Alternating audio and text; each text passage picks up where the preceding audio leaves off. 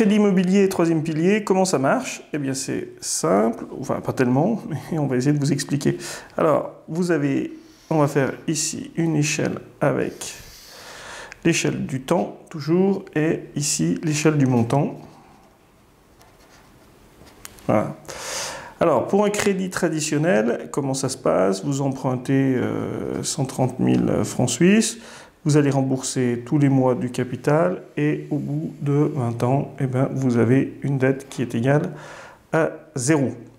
Alors, quand on met un prêt in fine avec son crédit immobilier, ça se passe de la façon suivante. On a une dette qui reste constante sur toute la durée du crédit, donc pendant 20 ans, et en parallèle, on capitalise sur un placement troisième pilier qui va grandir, grossir pour, au terme, solder le montant de la dette. Voilà le montage et l'organisation de cette solution. Alors, le troisième pilier qui est ici, et là, vous avez donc le prêt in fine.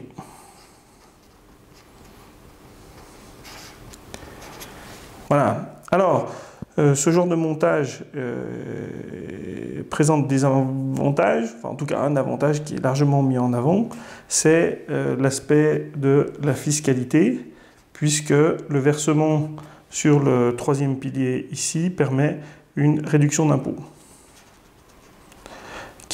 Réduction d'impôt qui peut aller jusqu'à 1900 francs suisses par année, ce qui n'est pas négligeable. Mais on peut les obtenir si on souscrit son troisième pilier de manière libre. On n'est pas obligé de le faire dans un crédit. Alors le gros inconvénient de cette solution, c'est le coût. Et oui, parce que ça coûte beaucoup plus cher. Et pourquoi ça coûte beaucoup plus cher? Déjà, pour un crédit de 130 000 francs sur 20 ans, aujourd'hui, on va trouver un taux aux alentours de 2%. Et pour le même type de solution sur 20 ans, on va trouver 2,50. Donc ça coûte déjà 50 centimes de plus. Autre coût qui est important dans cette opération, c'est le coût total des intérêts. Le coût total des intérêts dans cette solution traditionnelle est calculé sur le capital restant dû, donc sur celui-ci. Et alors que dans le cadre d'un prêt in fine, il est calculé sur un capital qui reste constant. Donc vous voyez que toute cette partie-là, eh ben, on paye des intérêts pendant toute la vie du crédit. Pour 130 000 francs suisses sur 20 ans, un crédit traditionnel vous coûtera 27 835 francs suisses, alors que notre prêt in fine, il vous coûtera la bagatelle de 65 000 francs suisses. Voilà. Donc un écart qui est pour le moins substantiel. Alors on me dira, oui, mais il y a le gain fiscal. Bien sûr, le gain fiscal, mais vous pouvez l'avoir par ailleurs en souscrivant un troisième pilier sans forcément l'intégrer à votre crédit immobilier. J'ajouterais là-dessus un risque important, c'est que ici, vous avez à la sortie des impôts.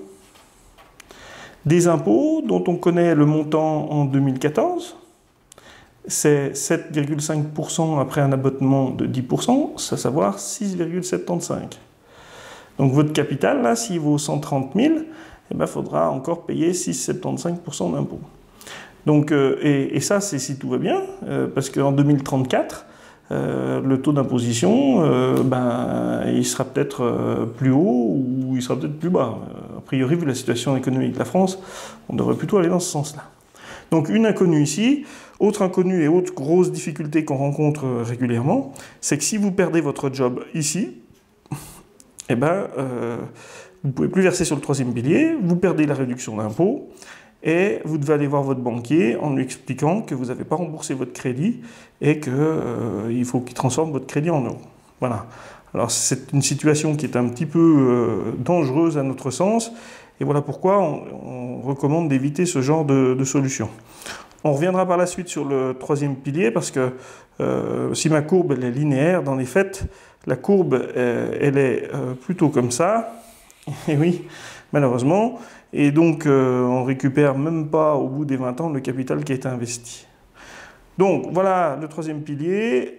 On recommande le troisième pilier pour de la prévoyance, oui. Dans le financement immobilier, il faut oublier.